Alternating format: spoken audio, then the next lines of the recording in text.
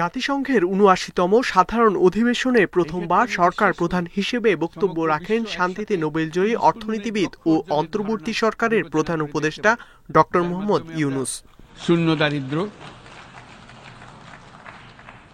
শূন্য বেকারত্ব এবং শূন্য নেট কার্বন নিঃসরণ অর্জন করতে পারি।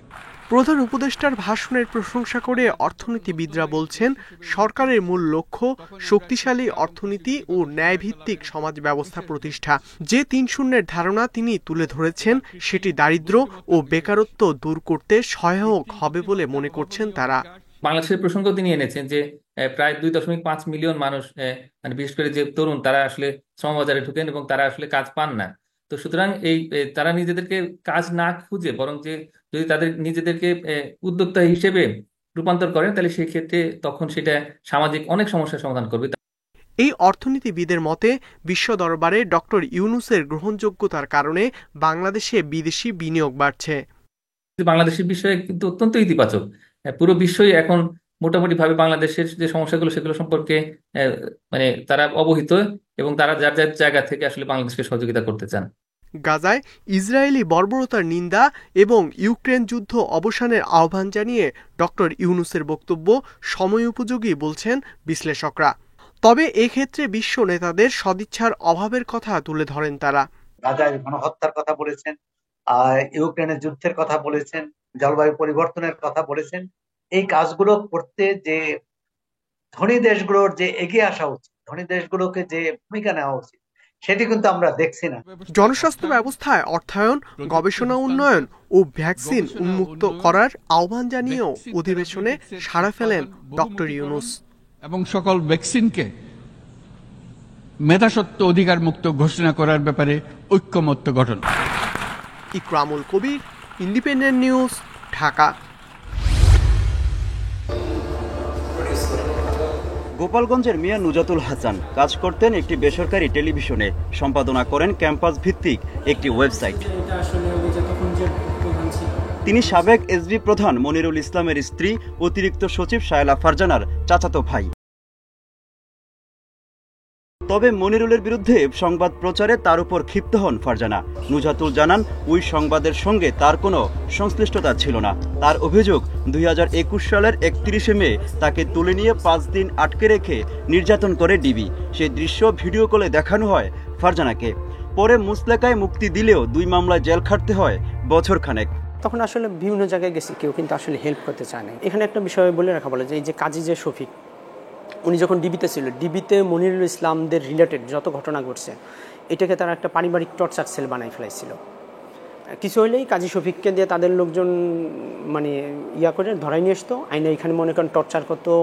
আর এই ঘটনায় মনিরুল ও ফারজানাকে অভিযুক্ত করেন তিনি। বলছেন এর পেছনে ছিলেন মনিরুলের ভাইরা, তখনকার ডিবি উত্তরা জোনের ডিসি কাজী শফিকুল আলম, এসি শহীদুল ও নাম না জানা এক এডিসি। বন্ধ করে দেওয়া হয় তার ওয়েবসাইটটি। আমার একটা পত্রিকা ছিল স্টুডেন্ট জার্নালের অফিসে, ডিবি নিয়া মনির ইসলামের যে আপন শ্যালক রেজাউল আলম শাহিন, উনি সহ এবং স্থানীয় আরও কিছু লোকজন নিয়ে যায়, যাই মনে করেন আমার স্টুডেন্ট জার্নালের অফিসে পুরা করে এবং ওইখানে কম্পিউটার কাগজপত্র সব তছনছ করে ওগুলো নিয়ে আসে। এই ঘটনায় মানবাধিকার কমিশনে অভিযোগ করেন নুজাতুল। পরে তদন্তের দায়িত্ব দেওয়া হয় জননিরাপত্তা বিভাগকে। নুজাতুলের দাবি, তাকে না ডেকেই অভিযুক্তদের নির্দোষ বলে প্রতিবেদন দেয় তদন্ত কমিটি। যখন ডাকা হলো তিনি নিজে না এসে ইমেল মাধ্যমে জবাব দিলেন এবং তারপরে যখন ডাকা হয়েছে তিনি আসেননি।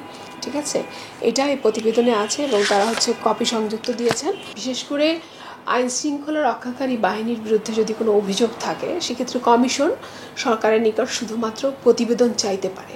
এদিকে মানবাধিকার কর্মীরা বলছেন, অপরাধ করলে শাস্তির বিধান রয়েছে, তবে কাউকে আটক করে নির্যাতন বেআইনি। এই ধরনের নির্মম নির্যাতন এবং একই সাথে আইনের বরখেলাপ এবং যেই আইনটা ব্যবহারই অপব্যবহার, ডিজিটাল নিরাপত্তা আইন যেটা বাতিল হয়েছে, সেই আইনটা ব্যবহার করাটাই আসলে একটা অপরাধমূলক কর্মকাণ্ড। এই ঘটনায় মনিরুলের বক্তব্য পাওয়া না গেলেও তার স্ত্রী ফারজানা বলছেন, ভুয়া কন্টেন্ট বানিয়ে নানান সময়ে চাঁদা দাবি করেছেন নুজাতুল, আর নির্যাতনের অভিযোগ নাকচ করে দিয়েছেন তৎকালীন ডিবিডিসি। প্রশ্ন ওঠে না, সে আমার শ্যালক হয়, সেটা আমার অনেক খাতির। আমাদেরকে সামনে রেখে সে নানান রকম প্রতারণা করতো, কখনো ধরা পড়ে নাই। ও তখন কেএসআর এর বিরুদ্ধে লাগে, তো কেএসআর এর বিরুদ্ধে যখন লেগেছে তখন ওর বিরুদ্ধে যখন তদন্তে সব আসতে সে ধরা পড়ে গেল পুলিশের হাতে এবং সে তার জীবনটা এলোমেলো হয়ে গেল। এটার জন্য সে আমাদেরকে দায়ী করছে। এদিকে নানান ধরনের হুমকির মুখে এখনও আত্মগোপনে রয়েছেন নুজাতুল। জানাচ্ছেন এখনও তার বিরুদ্ধে নানা থানায় হচ্ছে জিডি, আটকিয়ে রাখা হয়েছে তার পাসপোর্ট।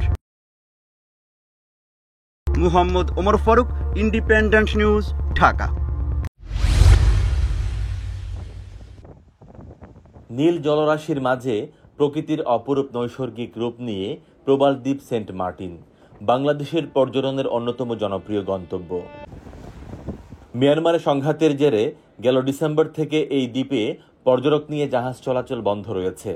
এর আগে টেকনাফ থেকে সেন্ট মার্টিন নৌ রুটে প্রতিদিন চলত 8টি জাহাজ। দিনে যাতায়াত ছিল গড়ে 3 থেকে 4,000 পর্যটকের। বিকল্প আরেকটি রুট হিসেবে ইনানির নৌবাহিনীর জেটি ঘাট থেকে ছেড়ে যেত 2টি জাহাজ, তাও বন্ধ হয়ে যায় কয়েক মাস পরেই। এদের অভ্যন্তরীণ কারণে আমাদের টেকনাফ সেন্ট মার্টিন রুটটা একটু এখনো অনিশ্চিত। আমরা তবুও আশা রাখবো যাতে এটা পরিস্থিতি স্বাভাবিক হওয়ার সাথে সাথে যাতে টেকনাফ থেকে চালু করে দেয়। একদিকে প্রতিবেশী দেশের সংঘাতের কারণে নেতিবাচক প্রভাব পড়েছে এই দ্বীপ ঘিরে পর্যটনের, অন্যদিকে সেন্ট মার্টিন নিয়ে বিভিন্ন মহলে বিভ্রান্তিকর তথ্য ছড়ানো হচ্ছে। এতে উদ্বেগের কারণ হয়ে উঠেছে সংশ্লিষ্টদের।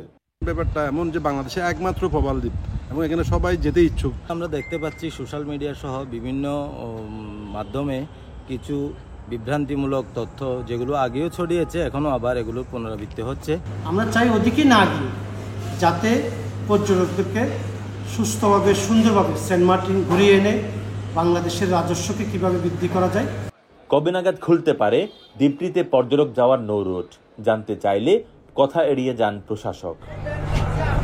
ট্যুর অপারেটরস অ্যাসোসিয়েশনের হিসেবে প্রতি বছর অক্টোবর থেকে জানুয়ারি পর্যন্ত 4 মাসে সেন্ট মার্টিন বেড়াতে যান অন্তত 3 লাখ পর্যটক, আর এই খাতে আয় প্রায় 1,000 কোটি টাকা।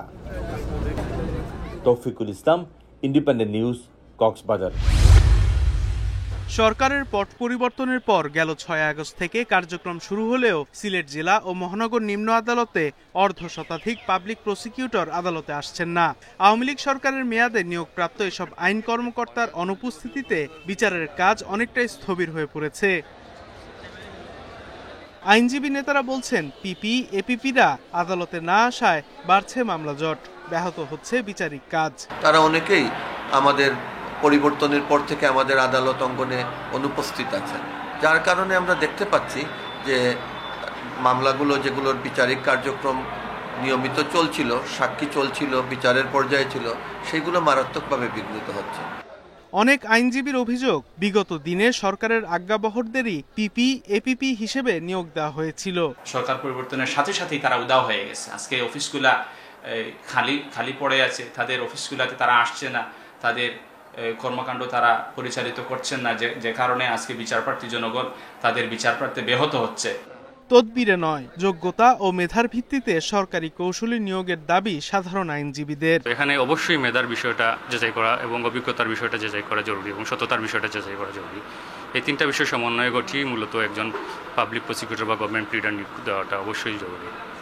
আদালতের বিচার কাজে গতি ফেরাতে দ্রুত সরকারি আইন কর্মকর্তা নিয়োগ দেওয়া হবে, এমনটাই প্রত্যাশা বিচার প্রার্থী ও আইনজীবীদের। Independent news. সরকারি হিসেবে আগস্টে চট্টগ্রামে ডেঙ্গু রোগীর সংখ্যা ছিল 202 জন। এ মাসে এখন পর্যন্ত সে সংখ্যা 650 ছাড়িয়েছে। বেড়েছে ডেঙ্গুতে প্রাণহানিও। এবছর জেলায় ডেঙ্গুতে মৃত 13 জনের 8 জনই মারা গেছেন সেপ্টেম্বরে।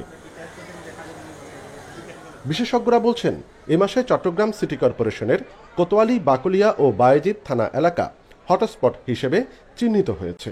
এ মাসে ওই 3 থানাতেই ডেঙ্গু আক্রান্ত হয়েছে 137 জন।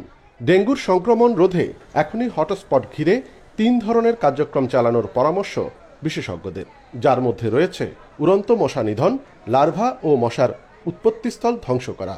হটস্পট ম্যানেজমেন্ট হলো যেই বাড়িতে ডেঙ্গু রোগী আছে বা যেই বাড়ি থেকে ডেঙ্গু রোগীটি হয়েছে সেইটাকে কেন্দ্র করে 200 মিটার পেরিফেরি ধরে সেইখানে ফগিং করে উড়ন্ত মশাগুলোকে মেরে দিতে হবে, নিশ্চিত করতে হবে যেন ওই বাড়ির আশপাশে কোনো উড়ন্ত মশা না থাকে। এখন আমি যদি জ্বর নিয়ে বাসায় বসে থাকি, রোগী জানা না যে তার ডেঙ্গু হয়ে গেছে, সে যদি সাথে সাথে ডাক্তারের শরণাপন্ন হয় এবং যদি প্লাটলেট কাউন্ট এবং ডেঙ্গু NS1 টেস্টটা যদি করতে পারতো, তাহলে সে বুঝতে পারতো তার ডেঙ্গু হয়েছে। সিটি কর্পোরেশন বলছে, ছাত্র জনতার আন্দোলনের সময় ক্ষতিগ্রস্ত হয়েছে বিভিন্ন অবকাঠামো, এরপরও মশক নিধন সহ সব সেবা দেওয়ার চেষ্টায় তারা।